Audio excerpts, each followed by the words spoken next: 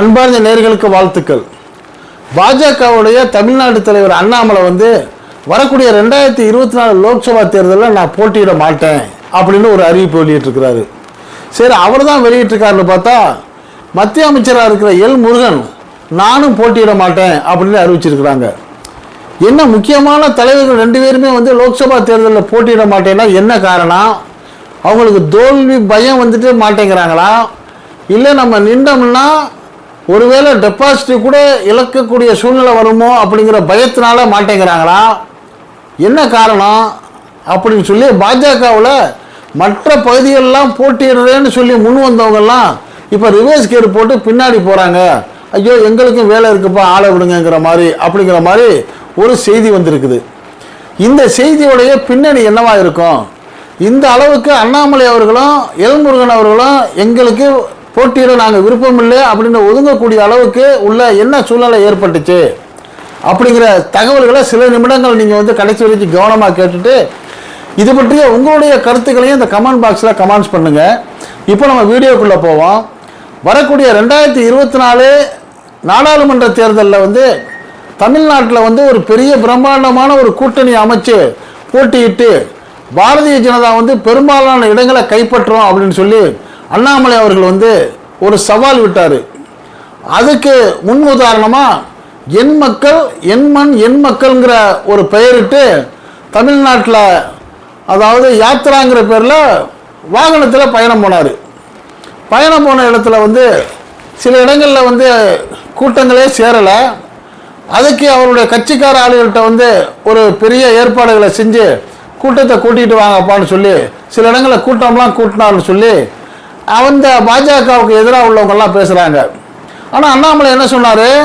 இல்லை, நான் போகிற பக்கம்லாம் எனக்கு கடுமையான ஆதரவு இருக்குது, மக்கள் வெள்ளம் அப்படியே அணி திரண்டு வர்றாங்க பாருங்கள். வரக்கூடிய இந்த 2024 தேர்தலில் பாஜக தமிழ்நாட்டில் 39 இடத்துலையும் பாண்டிச்சேரி 40 இடத்துலையும் 100% ஜெயிச்சிருவோம் அப்படிங்கிற மாதிரி அவங்க ஒரு தகவலை சொல்லிட்டு வந்தாங்க.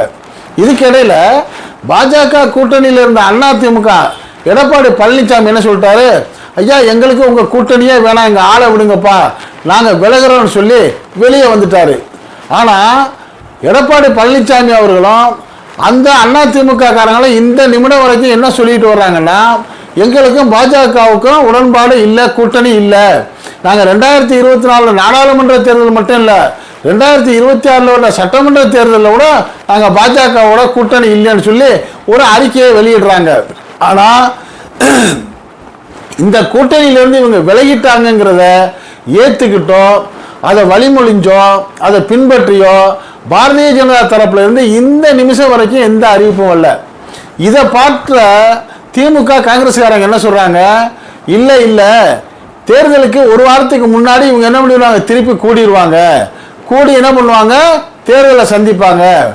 அதனால் இவங்க இப்போ நாடகம் ஆடுறாங்க பிரிஞ்சதா.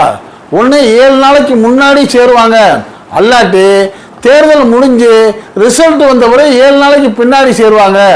எப்படியா இருந்தாலும் இது பாஜகவும் அதிமுகவும் சேர்ந்து நடத்துகிற ஒரு நாடகம் அப்படின்னு திமுகவும் சொல்லிட்டு வர்றாங்க. திமுகவோட கூட்டணி கட்சிகள் காங்கிரஸ் உட்பட சொல்கிறாங்க.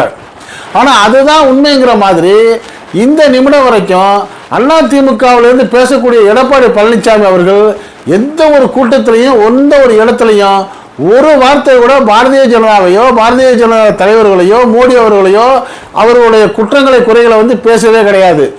இப்போ இந்த ஒரே நாடு ஒரே தேர்தல் சம்பந்தமாக வாக்கெடுப்பு நடத்துறதுல கூட எந்த விதமான கருத்து சொல்லாமல் வெளியே வந்துட்டாங்க. அதே மாதிரி கவர்னர் என்ன பண்ணுறாரு? தமிழ்நாடு சட்டமன்றத்துக்கு வர்றாரு. கவர்னருடைய வேலை என்ன? அந்த மாநில அரசு எழுதி கொடுக்கறத வாசிக்கிறது தான் கவர்னருடைய வேலை. ஆனால் அந்த கவர்னர் என்ன செய்கிறாரு? அதை வாசிக்காம வெளிநடப்பு பண்ணுறாரு. வெளிநடப்பு பண்ணுறதுக்கு அவர் சொல்கிற காரணம் என்னன்னா, இந்த தேசிய கீதத்தை ஆரம்பத்தில் போடலை அப்படின்னு சொல்கிறாரு. ஆனால் சபாநாயகர் என்ன சொல்கிறாரு? கவர்னர் வர்றப்ப தேசிய கீதத்தை இசையாக வாசித்து அவரை வரவேற்று கூட்டிகிட்டு வந்தோம், கூட்டிகிட்டு இருக்கையில் அமர வச்சோம். அதுக்கு அடுத்தபடியாக அந்த தமிழ்த்தாய் வாழ்த்து பாடுறதும் மரபு. அந்த நிகழ்ச்சி நிறைவில் தேசிய கீதம் பாடுவோம். இப்படித்தான் தமிழக சட்டமன்றம் தொடர்ந்து நடைபெற்றுக்கிட்டு வருது. இப்போ இவர் இந்த வருஷம் வந்துக்கிட்டு உள்ள வர்றப்ப ஒரு தடவை தேசிய கீதம் பாடியாச்சு, அப்போ உள்ள வந்தவொடனே ஒரு தரம் பாடணுங்கிறாரு, முடியல ஒரு தரம் பாடணுங்கிறாரு. இது புதுமையா இருக்குது, அதனால நான் போறேன்னு சொல்லிட்டு இவர் வெளியே போறாரு. ஆனா அது வல்ல காரணம் அவருக்கு எப்படியாவது தன்னுடைய நிலையை வெளியே காட்டுறதுக்காகவும், தமிழ்நாட்டுடைய இந்த திராவிட மாடல் அரசு அதனுடைய கொள்கைகளை எழுதியிருக்கிறத வாசிக்க இஷ்டம் இல்லாமல், ஒரு உதாரணமா அந்த தமிழ்நாடு அரசு என்ன அதில் எழுதியிருக்காங்கன்னா, நாங்கள் இந்த சிஏஏ சட்டத்தை அமல்படுத்த மாட்டோம் அப்படிங்கிறாங்க. இது இஸ்லாமிய மக்களுக்கும் பிற்படுத்தப்பட்ட மக்களுக்கும் மிக பாதிப்பான ஒரு சட்டமாக இருக்குது. இந்த சட்டத்தை நாங்கள் அமல்படுத்த மாட்டோம்னு சொல்லி மாண்புமிகு முதலமைச்சர் மு.க. ஸ்டாலின் அவருடைய அந்த ஒப்புதலோடு அந்த வரையறுக்கப்பட்ட அந்த கடிதத்தை அந்த ஆளுநருக்கு படிக்க விருப்பம் இல்லை. காரணம் மத்திய ஒன்றிய பாஜக அரசுடைய கொள்கைக்கு முரணாக இருக்கிறதுனால அவர் அதை படிக்காம என்ன பண்றாரு, அவையை புறக்கணிச்சுட்டு வெளியே போறாரு. இப்படி புறக்கணிச்சுட்டு வெளியே போறவரு அந்த தமிழ்நாடு சட்டமன்றத்துடைய மாண்புகளையும், தமிழ்நாடுடைய அந்த தேர்ந்தெடுக்கப்பட்ட அமைச்சரவை அந்த சட்டமன்றத்துடைய உரிமையையும் அவர் மீறி போறது தமிழ்நாடு சட்டசபையே அவமதிக்கிறது மாதிரி செயல் எல்லா கட்சிகளும் சொல்றப்ப, இது பற்றி எடப்பாடி பழனிசாமி அவர்கள்ட்ட செய்தியாளர் கேட்கிறப்ப அது கவர்னரையும் சபாநாயகரையும் தான் கேட்கணும் அப்படிங்கிறாரு. அப்ப பாருங்க, தமிழ்நாட்டுக்கு ஒரு இழுக்கு வந்தாலும் பாஜக பத்தி பேச மாட்டோம். இஸ்லாமிய மக்களுக்கு அந்த சிஏஏ சட்டத்தை கொண்டு வந்ததுக்கு உறுதுணையா இருந்ததே யாரு, இந்த அதிமுக அரசு. இந்த அதிமுகவுடைய 11 ஓட்டு போடலன்னா இந்த சட்டமே ஜெயிச்சிருக்காது, தோத்து போயிருக்கும். இஸ்லாமியர்கள் நிம்மதியா இருப்பாங்க. ஊருக்கு ஊரு தெருவில் நின்று போராடினாங்க அந்த சட்டம் வரக்கூடாதுன்னு. அந்த சட்டம் வர்றதுக்கு உறுதுணையா இருந்த கட்சி அதிமுக கட்சிங்கிற கோபம் மக்கள்கிட்ட இருக்குது. இந்த கோபத்தை மாத்துறதுக்கு தான் நாங்க பாஜக பிரிஞ்சிட்டோம், நாங்க கூட்டணியில் இருந்ததுனால தெரியாதனமா அப்படி செஞ்சிட்டோம்னு சொல்லிட்டு ஒரு நாடகம் போட்டுட்டு வெளியே வந்திருக்காங்கன்னு சொல்லி திமுக சொல்லுது. இதெல்லாம் ஒரு பக்கம் இருக்கட்டும். இப்ப கடைசி வரைக்கும் இலவு காத்த கிளி போல காத்திருந்து பாஜகவுடைய சமீபத்தில் வந்த அந்த அமித்ஷா அவர்கள் கூட என்ன சொன்னாரு, இல்ல எங்களுடைய கூட்டணி கதவுகள் திறந்தே இருக்குது, எப்போ வேணாலும் வர்றான்னு சொல்றாரு. அதே சமயம் அதிமுகவுடைய அந்த அமைச்சர்கள் சொன்ன பதில் என்ன சொன்னாங்கன்னா, நீங்க திறந்து வச்சிருந்தா வச்சுக்கிட்டீங்க, நாங்க எங்க கதவை அடைச்சிட்டோம்னு சொன்னாங்க. இப்ப கடைசியா பாஜக என்ன முடிவு எடுத்திருக்காங்க, ஒருவேளை அந்த 7 நாட்களுக்குள்ள தேர்தலுக்கு எப்ப நடக்க போகுதோ அந்த 7 நாட்களுக்குள்ள அவங்க திருப்பி வராவிட்டால் அவங்க ஒரு கூட்டணியை பாஜக தலைமையில் அமைக்கிறது. அந்த பாஜக தலைமையில் அமைக்கக்கூடிய கூட்டணியில ஒருவேளை பாமகவும் தேமுதிகவும் வர்றதுக்கான வாய்ப்பும் இருக்குது. அது மட்டும் இல்லாம ஓபிஎஸ் அவர்கள், டிடிவி தினகரன் அவர்கள், பாரிவேந்தருடைய ஐஜேகே கட்சி, இந்த ஜி.கே. வாசனுடைய தமாக கட்சி, இப்படி ஒவ்வொரு சீட்டியில் நிற்கக்கூடிய சில கட்சிகளையும் வேறு சில சின்ன சின்ன கட்சிகளையும் சேர்த்துக்கிட்டு தமிழ்நாட்டில் ஒரு கூட்டணி அமைச்சு இந்த திமுகவுடைய வெற்றிக்கு ஒரு டஃப் கொடுப்போம் அப்படிங்கிற ஒரு முயற்சியை பாஜக எடுக்குதுன்னு சொல்றாங்க. அப்போ மூணு அணிகளாக இருக்கும். எப்படி திமுகவுடைய ஒரு 25-26 கட்சிகள் சேர்ந்த கூட்டணி, வலுவான கூட்டணி ஒன்றாகவும், பாஜகவும் இப்போ நம்ம சொன்னபடி உள்ள சில அணிகள் சேர்ந்த பாஜக கூட்டணி ஒன்றாகவும், அதிமுக கூட சில 1-2 கட்சிகளும் சேர்ந்து 3 அணியா நிற்கிறப்ப கிட்டத்தட்ட திமுக அணிக்கான வெற்றி வாய்ப்பு மிக பிரமாதமாக இருக்குன்னு சொல்லி இந்தியா டுடே எடுத்த கருத்து கணிப்புலையும் சிஓட்டஸ் எடுத்த கருத்து கணிப்புலையும் சொல்லியிருக்கிறாங்க. இதையெல்லாம் தெரிந்து கொண்ட அண்ணாமலையும் அந்த எல்முருகனும் எப்படிப்பா நம்ம நிற்கிறது, ஒருவேளை அந்த அதிமுக தேர்தல் ஒரு வாரங்க நம்ம திட்டப்படி சேர்ந்துட்டாலும் மக்கள் என்ன பண்ணுவாங்க, விமர்சனம் பண்ண ஆரம்பிச்சிருவாங்க. அவங்க திமுக நாடகம்னு சொன்னாங்க பார்த்தீங்களா, நீங்க திருப்பி அந்த நாடகத்தை நிறைவேற்றிட்டீங்கன்னு சொல்லி ஓட்டு விழாத தோத்து போயிடுவோம்.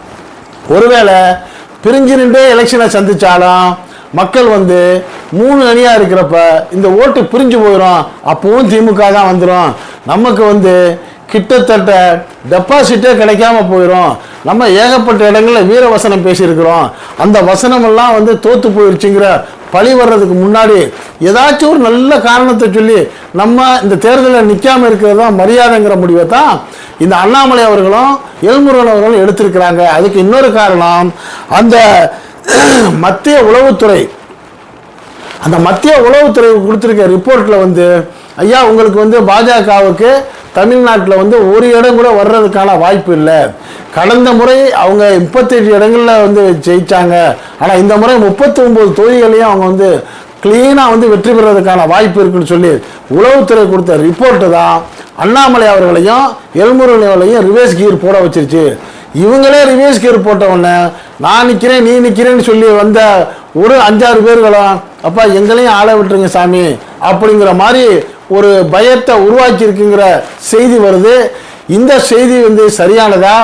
ஒருவேளை இதையெல்லாம் மீறி வேற ஏதாவது ஒரு ஆச்சரியமான முறையில் பாஜகவுக்கு இங்கே ஏதாவது வெற்றி கிடைக்கிறதுக்கான வாய்ப்பு இருக்குதா? என்ன நடக்கும் அப்படிங்கிற உங்களுடைய கருத்துக்களை நீங்கள் கமெண்ட் பாக்ஸில் கமெண்ட்ஸ் பண்ணுங்க. இந்த செய்தி பிடிச்சிருந்தா இதுக்கு ஒரு லைக் கொடுங்க. இது போன்ற அரசியல் செய்திகள் எந்த பக்கமும் சார்பு இல்லாமல் உள்ளது உள்ளபடி நடுநிலையாக உடனுக்குடன் உங்களுக்கு வந்து சேர இதுவரை நம்ம சேனலுக்கு சப்ஸ்கிரைப் பண்ணாதவங்க சப்ஸ்கிரைப் பண்ணுங்க.